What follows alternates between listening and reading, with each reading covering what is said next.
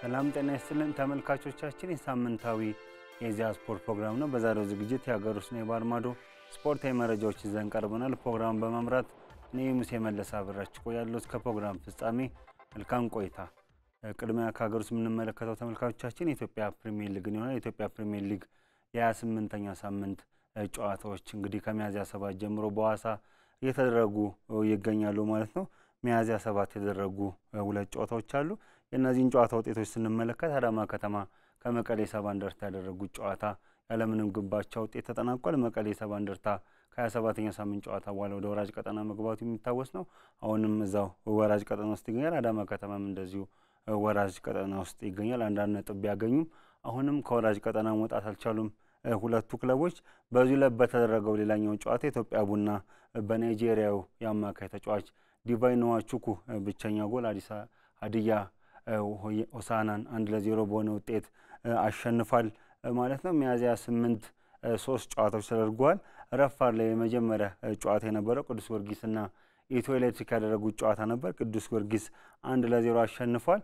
አምና በከፍተኛ ግብ አስቆጣሪነት ሁለተኛ ደረጃን ይዞ ያጠናቀቀው አማኑኤል ኤርቦ በ11ኛው ደቂቃ ያስቆጠራት ግብ ፈረሰኞቹ ተከታታይ ሶስተኛ ድል በሊጉ እንዲያስመዘግቡ አስችሏቸዋል። በዚህ ላይ በተደረገው ሌላኛው ጨዋታ የአምናው ሊጉ አሸናፊ ኢትዮጵያ ንግድ ባንክና ወልዋሎ ዓዲግራት ዩኒቨርሲቲ ያደረጉት ጨዋታ ሁለታቻ በሆነ ውጤት ተጠናቋል። አብዱል ከሪም መሐመድና አዲስ ግዳይ ለኢትዮጵያ ንግድ ባንክ ግቦቹን ሲያስቆጥሩ ዳዋ ውጤሳና ጋናዊ ኢሞሮ አናፍ ለወልዋሎ ዓዲግራት ዩኒቨርሲቲ ጎሎችን ያስቆጠሩ ተጫዋች ናቸው። በዚህ ላይ በተደረገው የመጨረሻ ጨዋታ ስሁል ሽሬና ፋሲል ከነማ አንዳቻ በሆነ ውጤት ተለያይተዋል። ማርቲን ኪዛ ባስቆጠረው ግብ የኡጋንዳ ተጫዋች ነው። ፋሲል ከነማ መብራት ችሎ ነበር። ይሁንና ብርሃኑ አዳሙ ባስቆጠራት ግብ እንግዲህ ስሁል ሽሬ አቻውናል። በመጀመሪያዎቹ 15 ደቂቃዎች የተቆጠሩ ግቦች ናቸው እነዚህ ተመልካቾቻችን። ከዛ በኋላ ግቦች ባለመቆጠራቸው እንግዲህ እነዚህ ሁለት ቡድኖች ጨዋታ በአቻ ውጤት ተጠናቋል ማለት ነው።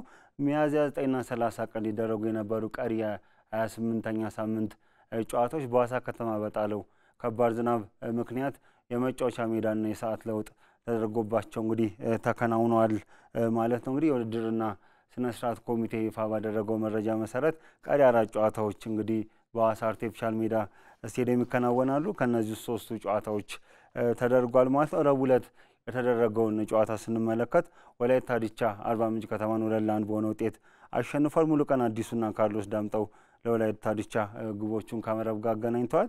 አህመድ ሁሴን አርባ ምንጭ ከተማ ብቸኛው ጎል ከመረብ ላይ አሰርፏል። ወላይታ ዲቻ ወደ መሪዎቹ አናት የተጠጋበትን ወሳኝ ድል አስመዝግቧል ማለት ነው። እንግዲህ አርባ ምንጭ ከተማ ወደ ድል ይመለሳል ተብሎ ሲጠበቅ ተሸንፏል። አህመድ ሁሴን እንግዲህ በውድድር ዓመቱ ያስቆጠራቸውን የግብ ብዛት ወደ 11 ከፍ በማድረግ እንግዲህ የከፍተኛ ግብ አስቆጣሪነቱ እየተፎካከረ ይገኛል። የዋሳ ከተማው አጥቂ አሊ ስሌማን በ12 ግቦች የከፍተኛ ግብ አስቆጣሪነቱን እየመራ ይገኛል ማለት ነው። ሐሙስ የተደረጉ ሁለት ጨዋታዎችን ስንመለከት ዋሳ ከተማ ከድሬዳዋ ከተማ ያደረጉት ጨዋታ ዋሳ ከተማ 1-0 አሸናፊነት ተጠናቋል።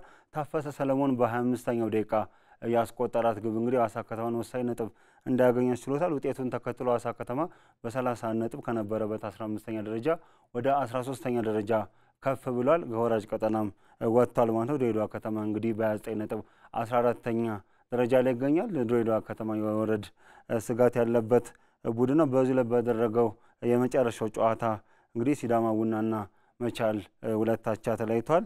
ለመቻል ሰለሞን ገብረ ጻዲቅና አቤል ነጋሽ ግቦቹን ሲያስቆጥሩ መስፍን ታፈሰና በዛብህ መለዮ ለሲዳማ ቡና ቀሪዎቹን ግቦች ከመረብ ላይ ያሳርፋል ማለት ነው። ዛሬ ተጠባቂው የኢትዮጵያ ፕሪሚየር ሊግ 8ኛ ሳምንት ጨዋታ ይደረጋል። በሊጉ መሪና በሊጉ 3ኛ ደረጃ ላይ የሚገኘው ባህር ዳር ከተማ የሚያደርጉት ጨዋታ ይጠበቃል ማለት ነው። እንግዲህ እነዚህ ሁለቱ ቡድኖች በጣም በዘንድሮ ውድድር ዓመት ጥሩ ብቃት ላይ ጥሩ ወቅታዊ ብቃት ላይ የሚገኙ ቡድኖች ናቸው። እነዚህ የሚያደርጉት ጨዋታ እንግዲህ ከወዲሁ ተጠባቂ ይሆናል። የጨዋታ ከቀኑ 10 ሰዓት በዋሳ አርቲፊሻል ሜዳ የሚከናወን ይሆናል። የጨዋታ በዋንጫ ፉክክሩ ላይ በጣም ትልቅ ተጽዕኖ ያለው ጨዋታ ነው። መድን ካሸነፈ መሪነቱን ያጠናክራል። በአንጻሩ ባህር ዳር ከተማ ካሸነፈ ከኢትዮጵያ መድን ጋር ያለውን የነጥብ ልዩነት ዝቅ የማድረግ እድል ያገኛል ማለት ነው። እንግዲህ የ29ኛ ሳምንቱን ጨዋታዎች እንግዲህ ከአንድ ቀን ረፍት በኋላ የፊታችን እሁድ የሚደረጉ ይሆናል ማለት ነው። እሁድ የሚደረጉ ጨዋታዎችን ስንመለከት ቅዱስ ጊዮርጊስ ከአዳማ ከተማ የሚያደርጉት ጨዋታ የ29ኛ ሳምንት ይጀመራል። ኢትዮጵያ ቡና ከወላይታ ዲቻም በዚሁ ለሚደረግ ሌላኛው ጨዋታ ነው። ሌላኛው ሰኞ የሚደረጉ ጨዋታዎችን ስንመለከት አርባ ምንጭ ከተማ ከሐዋሳ ከተማ የሚያደርጉት ጨዋታ ይጠበቃል። ሐዋሳ ከተማ በመነቃቃት ላይ ይገኛል። በአንጻሩ አርባ ምንጭ ከተማ በ8ኛው ሳምንት ጨዋታ ሽንፈት አስተናግዶ ነበር። የጨዋታ እንግዲህ ወሳኝ የሚባለው ለሁለቱም ክለቦች። በዚህ ዕለት ኢትዮ ኤሌክትሪክ ከሲዳማ ቡና ጨዋታቸውን የሚያደርጉ ይሆናል። ማክሰኞ የመርሃ ግብር ሲቀጥል 3 ጨዋታዎች የሚደረጉ ይሆናል። ፋሲል ከነማ ከኢትዮጵያ መድን፣ ድሬዳዋ ከተማ ከመቀሌ ሰባ እንደርታ፣ ሀዲያ ሆሳዕና ከወልዋሎ ዓዲግራት ዩኒቨርሲቲ ጨዋታቸውን ያደርጋሉ። ግንቦት 6 የ29ኛ ሳምንት የመጨረሻ ጨዋታዎች የሚደረጉና ኢትዮጵያ ንግድ ባንክ ከባህር ዳር ከተማ የሚያደርጉት ጨዋታ ቀኑ 9 ሰዓት ላይ የሚጠበቅ ነው። መቻል ከስሁል ሽሬ የመጨረሻ የ29ኛ ሳምንት ጨዋታ ይሆናል ማለት ነው። የ29ኛ ሳምንት የተመለከቱ እንዲሁም የኢትዮጵያ ፕሪሚየር ሊግ የተመለከቱ መረጃዎችን በቀጣይ ፕሮግራሞቻችን ይዘን የምንቀርብ ይሆናል። ሌላው የምንመለከተው የኢትዮጵያ ሴቶች ፕሪሚየር ሊግን ይሆናል ማለት ነው። የኢትዮጵያ ሴቶች ፕሪሚየር ሊግ ውድድር እንግዲህ 25ኛ ሳምንት ላይ ደርሷል። የኢትዮጵያ ንግድ ባንክም በ25ኛው ሳምንት ቦሌ ክፍለ ከተማን 5-0 በማሸነፍ እንግዲህ የኢትዮጵያ ሴቶች ፕሪሚየር ሊግን ለ5ኛ ተከታታይ ጊዜ በአጠቃላይ ለ8ኛ ጊዜ ማንሳቱ ይታወሳል። እንግዲህ የ5ኛ ሳምንት ጨዋታዎችን ስንመለከት ቅድሚያ ጨዋታቸውን ያደረጉት ቂርቆስ ክፍለ ከተማና ድሬዳዋ ከተማ ነበረ። ሚያዝያ 6 በዚህ ጨዋታ ቂርቆስ ክፍለ ከተማ 2-0 አሸንፏል። ምርቃት ፈለቀ ሁለቱንም ግቦች ከመረብ ላይ አስቆጥራለች። በዚህ ላይ በተደረገው ሌላኛው ጨዋታ ሐዋሳ ከተማ አርባ ምንጭ ከተማን 2-0 አሸንፏል። ሙሽ ዳንኤልና ታሪኳ ጴጥሮስ ግቦቹን ያስቆጠሩ ተጫዋቾች ናቸው። ሚያዝያ 7 ያደረጉ ሌሎች ጨዋታዎች እንግዲህ ለታ ክፍለ ከተማና አዲስ ከተማ ያደረጉት ጨዋታ ያለምንም ግብ ባቻ ውጤት ተጠናቋል። በዚህ ላይ በተደረገው ሌላኛው ጨዋታ አንበሪቾ ከመቻል ባደረጉት ጨዋታ ማለት ነው መቻል 3-0 አሸንፏል። ትዕግስት ወርቄ 2 ግቦችን ስታስቆጥር ቤተልሔም ታምሩ ቀሪዋን ግብ ከመረብ ላይ አሳርፋለች ማለት ነው። ሚያዝያ 8 3 ጨዋታዎች ተደርጓል። በመጀመሪያው መርሃ ግብር አዳማ ከተማ ባህር ዳር ከተማን 2-1 ማሸነፍ ችሏል። አለም በየቻና ሀላም ሲራጅ የማሸነፊያ ግቦቹ ለአዳማ ከተማ አስቆጥሯል። አስቴር ደጋረገ ለባህር ዳር ከተማ ብቸኛውን ግብ ከመረብ ላይ ያስቆጠረች ተጫዋች ናት ማለት ነው። በሌላኛው መርሃ ግብር የወቅቱ የሊጉ አሸናፊ ኢትዮጵያ ንግድ ባንክ ቦሌ ክፍለ ከተማን 5-0 በሆነ ውጤት አሸንፏል። ንግስት በቀለ በዚህ ጨዋታ 3 ግቦችን በማስቆጠር ሃትሪክ ሰርታለች። የከፍተኛ ግብ አስቆጣሪነቱን እየመራች የምትገኘው ሴና ፋቁማና ረዴት አስረሳኝ ቀሪዎቹን ግቦች ከመረብ ላይ አሳርፏል ማለት ነው። ውጤቱን ተከትሎ የኢትዮጵያ ንግድ ባንክ በ59 ነጥብ 1 ጨዋታ እየቀረው የሊጉን ዋንጫ ማንሳቱን አረጋግጧል። እንግዲህ ንግድ ባንክ በዘንድሮ የውድድር ዓመት እንግዲህ ምንም ጨዋታ ሳይሸነፍ አሸናፊነቱን ድል የተወጣው ማለት ነው። ተከታዩ ሐዋሳ ከተማ በ50 ነጥብ ሁለተኛ ደረጃን ይዟል ማለት ነው። በዚህ ላይ በተደረገው ሌላኛው ጨዋታ ኢትዮ ኤሌክትሪክ ባደረገው ጨዋታ ከሲዳማ ቡና ኢትዮ ኤሌክትሪክ 2-1 በሆነ ውጤት አሸንፏል። ጸጋነሽ ወራና ሁለቱንም ግቦች ለኢትዮ ኤሌክትሪክ አስቆጥራለች። ለሲዳማ ቡና ቤዛዊት ንጉሴ ብቸኛውን ግብ ከመረብ ላይ አሳርፋለች ማለት ነው። የ6ኛ ሳምንት ወይም የመጨረሻ ሳምንት የሴቶች ፕሪሚየር ሊግ ጨዋታዎች እንግዲህ በሐዋሳ አርቲፊሻል ሜዳና በሐዋሳ ስቴዲየም የሚደረጉ ይሆናል። ዛሬ አርባ ምንጭ ከተማ ከለታ ክፍለ ከተማ ጨዋታቸውን የሚያደርጉናል። የመርሃ ግብር ቅዳሜ ሲቀጥል አዳዲስ ከተማ ከአንበሪቾ፣ መቻል ከባህር ዳር ከተማ፣ ቂርቆስ ክፍለ ከተማ ከሲዳማ ቡናና ኢትዮ ኤሌክትሪክ ከቦሌ ክፍለ ከተማ ጨዋታቸውን የሚያደርጉናል። እሁድ እንግዲህ የኢትዮጵያ ሴቶች ፕሪሚየር ሊግ የመዝጊያ ጨዋታዎች ይደረጋሉ። በዚህ ዕለት ሐዋሳ ከተማ ከድሬዳዋ ከተማ ቀኑ 7 ሰዓት፣ አዳማ ከተማ ከሊጉ አሸናፊ ኢትዮጵያ ንግድ ባንክ ጋር ጨዋታቸውን የሚያደርጉና ኢትዮጵያ ንግድ ባንክ በዚህ ዕለት ዋንጫውን ይረከባል ማለት ነው። ንግድ ባንክ የኢትዮጵያ ፕሪሚየር ሊግን ማሸነፉን ተከትሎ እንግዲህ በቀጣይ በሚደረገው የካፍ ቻምፒዮንስ ሊግ የሴካፋ ዞን ቅድመ ማጣሪያ ኢትዮጵያን ወክሎ የሚሳተፍ ይሆናል ማለት ነው። ባሳለፍነው የውድድር ዓመትም በካፍ ውድድር ላይ ሴካፋን አሸንፎ በካፍ ሴቶች ቻምፒዮንስ ሊግ ላይ ተሳትፎ ቢያደርግም ከምድቡ አላለፈም። ዘንድሮም በድጋሚ እንግዲህ በሴካፋ ቻምፒዮንስ ሊግ ውድድር ላይ ለመሳተፍ እንግዲህ ጨዋታውን የማጣሪያ ጨዋታውን በአመቱ መጨረሻ የሚያደርግ ይሆናል ማለት ነው። ሌላ የምንመለከተው ከሴቶች እግር ኳስ ጋር በተያያዘ ኢትዮጵያ ሴቶች ከፍተኛ ሊግ ነው። የኢትዮጵያ ሴቶች ከፍተኛ ሊግ እንግዲህ በአበበ ቢቂላ ስቴዲየም በመከናወን ላይ ይገኛል። የ4ኛ ሳምንት ጨዋታዎች በሳምንቱ አጋማሽ ተደርጓል ማለት ነው። ረቡዕ አስቀድሞ የሊጉ አሸናፊ መሆኑን ያረጋገጠው ሸገር ከነማ ፋሲል ከነማን 1-0 አሸንፏል። ምህረት ወሰነች ብቸኛውን ግብ ከመረብ ላይ ያሳረፈችው። ውጤቱን ተከትሎ ሸገር ከተማ በ60 ነጥብ በአጠቃላይ የኢትዮጵያ ሴቶች ከፍተኛ ሊግ አሸናፊ መሆኑን አረጋግጧል ማለት ነው። በዚህ ዕለት ኢትዮጵያ ስፖርት አካዳሚና ጥሩነሽ ዲባባ አካዳሚ ባደረጉት ጨዋታ እንግዲህ አንዳቻ ተለያይተዋል። ምህረት አየለ ለኢትዮጵያ ስፖርት አካዳሚ ግቡን ስታስቆጥር ሊዲያ አያሱ ለጥሩነሽ ስፖርት አካዳሚ ብቸኛውን ግብ ከመረብ ላይ አሳርፋለች ማለት ነው። በሌላኛው ጨዋታ ጉለሌ ክፍለ ከተማና ንፋስ ስልክ ላፍቶ ክፍለ ከተማ ሁለታቻ ተለያይተዋል። ፍጹም ፈለሃ በፍጹም ቅጣት ምት፣ ሲሪያ ተሾመ በጨዋታ እንግዲህ ለጉለሌ ግቦቹን አስቆጥሯል። ነጻነት መለሰና መሰረት መክብብ ለንፋስ ስልክ ላፍቶ ክፍለ ከተማ እንግዲህ ግቦቹን ያስቆጠሩ ተጫዋቾች ናቸው ማለት ነው። ሐሙስ አቃቂ ቃሊቲ ክፍለ ከተማ ከለሚኩራ ክፍለ ከተማ፣ አዲስ ከተማ ክፍለ ከተማ ከወላይታ ዲቻ፣ ይርጋ ጨፌ ቡና ከቅዱስ ጊዮርጊስ ጨዋታቸውን አድርጓል ማለት ነው። ወደ ውጭ ስፖርት ከመሸጋገራችን በፊት የምናገኘው የመጨረሻ ሀገር ውስጥ መረጃ የአትሌቲክስ መረጃ ይሆናል። 54ኛው የኢትዮጵያ አትሌቲክስ ሻምፒዮና እንግዲህ ከሚያዝያ 28 ቀን 2017 ዓመተ ምህረት አንስቶ በኢትዮጵያ ስፖርት አካዳሚ እየተካሄደ ይገኛል። በመክፈቻው ስነ ስርዓት ላይ እንግዲህ የባህልና ስፖርት ሚኒስቴር የስፖርት ልማት ዘርፍ ሚኒስትር ዴኤታ አቶ መኪው መሐመድን ጨምሮ የኢትዮጵያ አትሌቲክስ ፌዴሬሽን ፕሬዝዳንት ስለሺ ስል ሌሎች የፌዴሬሽኑ የስራ አስፈጻሚ ኮሚቴ አባላትና ጥሪ የተደረገላቸው እንግዶች ተገኝተዋል ማለት ነው። ይህ ውድድር ከ1963 ዓመተ ምህረት ጀምሮ የሚደረግ ዓመታዊ ውድድር ነው። በጣም አንጋፋ የሚባል ውድድር ነው። የኢትዮጵያ አትሌቲክስ ፌዴሬሽን በየዓመቱ ከሚያዘጋጃቸው ዓመታዊ ውድድሮች በቋሚነት ከሚደረጉ ውድድሮች በዋናነት የሚጠቀስ ነው ማለት ነው። ውድድር እስከ ግንቦት 3 ቀን እስከ ፊታችን እሁድ የሚቆይ ውድድር ነው። በውድድሩ ላይ ክልሎች፣ የከተማ አስተዳደሮች፣ ክለቦች፣ ተቋማት፣ ማሰልጠኛ ማዕከላትን አትሌቶች የሚሳተፉበት ነው። በተለይ ይሄ ውድድር የውድድር አማራጮችን ከማስፋት አኳያ ትልቅ ፋይዳ ያለው ውድድር ነው። እንግዲህ ውድድሩ ዋና ዓላማ ስንመለከት እንደ አውሮፓውያን አቆጣጠር ከሴፕቴምበር 13 እስከ 1 በጃፓን ቶኪዮ በሚደረገው የዓለም አትሌቲክስ ሻምፒዮና ኢትዮጵያን አትሌቶች ኢትዮጵያን ወክለው የሚሳተፉ አትሌቶች የሚለዩበት ወሳኝ ውድድር መሆኑን የኢትዮጵያ አትሌቲክስ ፌዴሬሽን ፕሬዝዳንት አትሌት ስለሺ ሰን ገልጿል ማለት ነው። የኢትዮጵያ አትሌቲክስ ሻምፒዮና ውድድር የተመለከቱ መረጃዎችን በቀጣይ ፕሮግራሞቻችን ላይ ይዘን እንቀርብ ይሆናል። ተመልካቾቻችን ከሀገር ውስጥ የነበሩን ስፖርታዊ መረጃዎች ይመስላሉ። ካፍታ ቆይታ በኋላ ወደ ውጭ ስፖርታዊ መረጃዎች እናልፋለን። አሁንም ከኢዜአ ስፖርት ፕሮግራም ጋር አብራችሁን ቆዩ።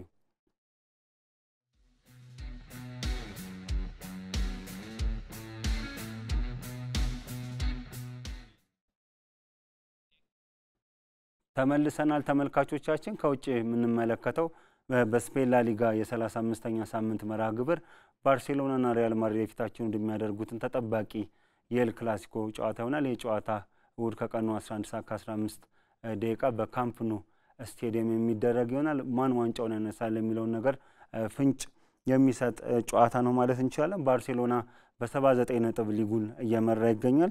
ሪያል ማድሪድ በ75 ነጥብ ሁለተኛ ደረጃን ይዞ ይገኛል። የባርሴሎናና የሪያል ማድሪድን ታሪካዊ ግንኙነት እንመለከታለን። የእነዚህ ሁለቱ ቡድኖች ፉክክር እንግዲህ ለ120 ዓመታት የዘለቀ ፖለቲካዊ፣ ማህበራዊ፣ ኢኮኖሚያዊ የተለያዩ ገጽታዎች ያሉት ፉክክር የሚያደርጉበት ውድድር ነው። እንግዲህ ይሄ እነዚህ የተለያዩ ዘርፎች ያላቸው ፉክክር ማድሪድና የካታላን ከተሞች እንግዲህ የእግር ኳሱም ላይ ተጋብቶ ጠንካራ ፉክክር የጋለ ፉክክር በየዓመቱ ያደርጋሉ ማለት ነው። ለ100 ዓመታት የዘለቀ ፉክክር በሁለቱ መካከል የተደረገ ይገኛል። የመጀመሪያ ጨዋታቸው ሁለቱ ክለቦች ያደረጉት እንደ አውሮፓውያን አቆጣጠር በ1902 የመጀመሪያው ጨዋታ አድርገው ባርሴሎና ማሸነፍ ችሏል ማለት ነው። ቡድኖቹ የወዳጅነት ጨዋታን ሳይጀምር እስካሁን ባደረጓቸው 260 ጨዋታዎች በጣም በርከት ያለ ጨዋታ ነው እርስ በርስ ጨዋታ ያደረጉት። በዚህም ሪያል ማድሪድ የበላይነቱን ይዟል። ሪያል ማድሪድ 105 ጊዜ ሲያሸንፍ ባርሴሎና 103 ጊዜ አሸንፏል። 52 ጊዜ ደግሞ አቻ ተለያይቷል ማለት ነው። እሁድ የሚያደርጉትን ጨዋታ ሳይጨምር በላሊጋው 189 ጊዜ ከዚህ በፊት ተገናኝተው አሁንም ሪያል ማድሪድ የበላይነቱን ይዟል። 79 ጊዜ ድል ሲቀናው ባርሴሎና 75 ጊዜ አሸንፏል። በቀሪው 35 ጨዋታዎች አቻ ተለያይቷል። ሁለቱ ቡድኖች በመጀመሪያው ዙር ሳንቲያጎ በርናባው ስቴዲየም ላይ ባደረጉት ጨዋታ ባርሴሎና ከጨዋታ ብልጫ ጋር 4-0 በሆነ ውጤት ተቀናቃኙን በሰፊ ግብ ልዩነት ማሸነፉ የሚታወስ ነው። እነዚህ ቡድኖች በላሊጋው ያላቸውን ክብረ ወሰን ስንመለከት ባርሴሎና የላሊጋውን ዋንጫ 27 ጊዜ ሲያነሳ ሪያል ማድሪድ 36 ጊዜ በማንሳት የበላይነቱን ይዟል። ያምናም የ2023-24 የውድድር ዓመትም የዋንጫው ባለቤት እንደነበረ የሚታወስ ነው። ባርሴሎናና ሪያል ማድሪድ በዘንድሮ የውድድር ዓመት 3 ጊዜ ተገናኝተው በሶስቱም ጨዋታ ባርሴሎና በማሸነፍ የበላይነቱን ይዛል። የመጀመሪያው ጨዋታ የነበረው በላሊጋው ያደረጉት ጨዋታ ነበር። ቅድም እንዳነሳው 4-0 ባርሴሎና አሸንፏል።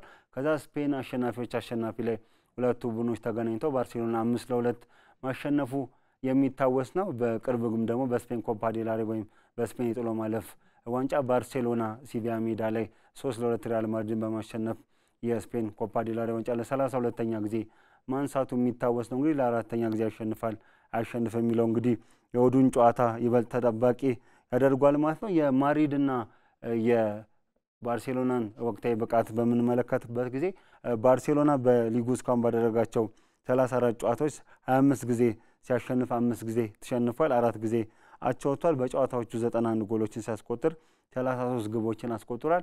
ባርሴሎና በዘንድሮው ውድድር ዓመት በላሊጋው በርካታ ግቦችን ያስቆጠረ ቡድን ነው። በአጠቃላይ በውድድር ዓመቱ ከ160 በላይ ግቦችን በማስቆጠር የሃንሲ ፍሊኩ ባርሴሎና ድንቅ እንቅስቃሴ በማድረግ ላይ ይገኛል። ተጋጣሚው ሪያል ማድሪድ በውድድር ዓመቱ ባከናወናቸው 34 ጨዋታዎች 23 ጊዜ ሲያሸንፍ 5 ጊዜ ሽንፈት አስተናግዷል። 6 ጊዜ ደግሞ ነጥብ ተጋርቷል። 69 ግቦችን ሲያስቆጥር በተመሳሳይ እንደ ባርሴሎና 33 ግቦችን አስተናግዷል ማለት ነው። እንግዲህ ባርሴሎና በሳምንቱ አጋማሽ በአውሮፓ ሻምፒዮንስ ሊግ በነበረው ጨዋታ እንግዲህ በኢንተር ሚላን ድራማዊ በሆነ ሁኔታ በድምር ውጤት 7-6 ተሸንፎ ወድቆ ወደ ፍጻሜ ማለፍ ሳይችል ቀርቷል። እንግዲህ ከዚህ ጨዋታ ውጤት በኋላ እንግዲህ ባርሴሎና በወዱ ጨዋታ ላይ ጠንካራ ምላሽ ይሰጣል ተብሎ ይጠበቃል። ሃንሲ ፍሊክም ተጫዋቾቻቸው ይህንን ነገር እንደሚያደርጉ ገልጿል። ከተጫዋቾቼ ከሽንፈቱ ከሚላኑ ሽንፈት በኋላ ጠንካራ ምላሽ እንዲሰጡ ነግሬያቸዋለሁ፣ በጨዋታውም ላይ ያንን ነገር እናሳያለን ሲሉ ገልጿል ማለት ነው። በአንጻሩ ሪያል ማድሪድ በአውሮፓ ምንም አይነት ውድድር ውስጥ ባለመኖሩ ምክንያት ሳምንቱን ሙሉ በረፍት ነው ያሳለፈው። ባሳለፍነው እሁድ ነበረ ሴልታ ቪጎን 3-2 ባሸነፈበት የስፔን ላሊጋ 34ኛ ሳምንት ጨዋታ የመጨረሻ ጨዋታ ነው ያደረገው። እንግዲህ ከእሁዱ ጨዋታ ጋር ሲደመር የ7 ቀናት እረፍት አድርጓል። በአንጻሩ ባርሴሎና በሳምንቱ አጋማሽ ከ120 ደቂቃ በላይ ጨዋታ ማድረጉ በአካል ብቃት ላይ እንግዲህ የሚኖረው በስነ ልቦና ዝግጁነት በማገገም ላይ የሚኖረው የራሱ ተጽዕኖ አለው ተብሎ ነው እንግዲህ የሚጠበቀው። ባርሴሎና በዘንድሮ የውድድር ዓመት እንግዲህ 2 ዋንጫ እስካሁን አንስቷል። ሪያል ማድሪድ ከአውሮፓ ሻምፒዮንስ ሊግ ውጭ ይሆናል በሩብ ፍጻሜ በአርሰናል። ብቸኛ የሪያል ማድሪድ ዘንድሮ ዋንጫ ተስፋ የስፔን ላሊጋ ነው።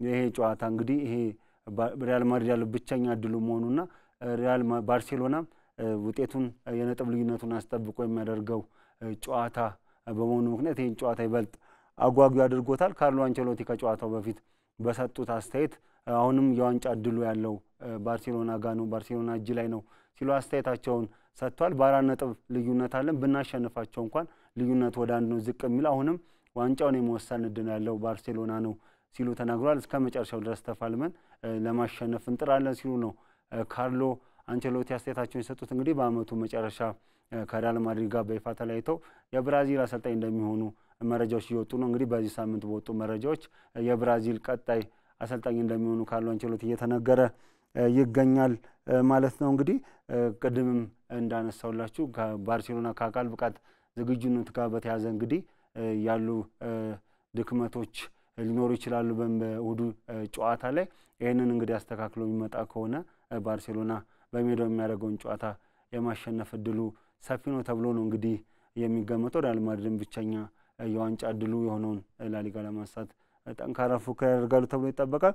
የ42 ዓመቱ የካናሪ አይላንድ ደሴት ተወላጅ የሆኑት አሌሃንድሮ ኤርናንዴዝ የሁለቱም ቡድኖች ተጠባቂ ጨዋታ ይመሩታል ማለት ነው። እነዚህ ሁለቱ ክለቦች በቅርብ ጊዜያት በሚያደርጓቸው ጨዋታዎች ላይ የዳኞች ምደባ በጣም ከፍተኛ ትኩረትን እያገኘ ይገኛል። በቅርቡ እነዚህ ሁለቱ ቡድኖች በስፔን ኮፓ ዴል ሬይ ባደረጉት ጨዋታ ላይ የ39 ዓመቱ የዲቮርኮስ ሪካርዶ እነዚህ ዳኛ እንግዲህ የሁለቱም ቡድኖች የኮፓ ዴል ሬይ የፍጻሜ ጨዋታ ያጫወቱ ዳኛ ናቸው። ከጨዋታው በፊት በሪያል ማድሪድ ቴሌቪዥን ሁላ ሳይቀር አቅም የላቸውም፣ የባርሴሎና ደጋፊ ናቸው በሚል አስተያየታቸውን ሲሰጡ ነበር የሪያል ማድሪድ እግር ኳስ ደጋፊዎችና እንግዲህ ተመልካቾች ተንታኞችን በሪያል ማድሪድ ቴሌቪዥን ላይ ቀርበው ይህም በስነ ልቦና በራሱ ያሳደረው ተጽዕኖ ነበረ አሰልጣኙ ላይ ዳኛው ላይ ማለት ነው። እንግዲህ እንደዚህ አይነት ነገሮች አሁንም እየተነሱ ይገኛሉ ማለት ነው። እኚህ ዳኛ እንግዲህ ከ2012 ጀምሮ በስፔን ላሊጋ እያጫወቱ የሚገኙ ዳኛ ናቸው። እንደ አውሮፓውያን አቆጣጠር በ2014 ደግሞ በዓለም አቀፍ የእግር ኳስ ማህበር ፊፋ የኢንተርናሽናል የዳኝነት ባጅ አግኝተው በፊፋ አህጉራዊ ዓለም አቀፋዊ ውድድሮች ላይ እያጫወቱ የሚገኙ ዳኛ ናቸው። እንደ አውሮፓውያን አቆጣጠር በ2017 በስፔን የዳኞች ኮሚቴ የዓመቱ ምርጥ ዳኛ የሚል ሽልማትም አግኝቷል። አሌሃንድሮ ሮድሪጌዝ በጣም በቡድን በተጫዋቾች በተለያዩ አሰልጣኞችም በዳኞችም ሙገሳ ያገኙ ዳኛ ናቸው። ይህን ተጠባቂ በጣም ወሳኝ የሚባል የላሊጋውን ዋንጫ መዳረሻ የሚወስን ጨዋታ በዋና ዳኝነት ይመሩታል ማለት ነው። የዳኞች ጉዳይ እንግዲህ አነጋጋሪ አጀንዳ ቢሆንም የስፔን እግር ኳስ ማህበር ጨዋታውን በብቃት ሊመሩ የሚችሉ ዳኛ መድቧል ብዬ ነው እንግዲህ በግሌ የማስበው። ከሀገር ውስጥ እንግዲህ የተለያዩ ርዕሰ ጉዳዮችን አንስተናል። የኢትዮጵያ ፕሪሚየር ሊግ ሴቶች ከፍተኛ ሊግ አትሌቲክስ ውድድርን አንስተናል። ከውጭ ደግሞ ባርሴሎናና ሪያል ማድሪድ የሚያደርጉትን ጨዋታ የተመለከተ መረጃ አቅርበናል። እነዚህ መረጃዎች ሰኞ በምናቀርበው የኢዜአ ስፖርት የሬዲዮ ፖድካስት ፕሮግራም በድረ ጨዋታ ትንተና የምንመለስባቸው ይሆናል ማለት ነው።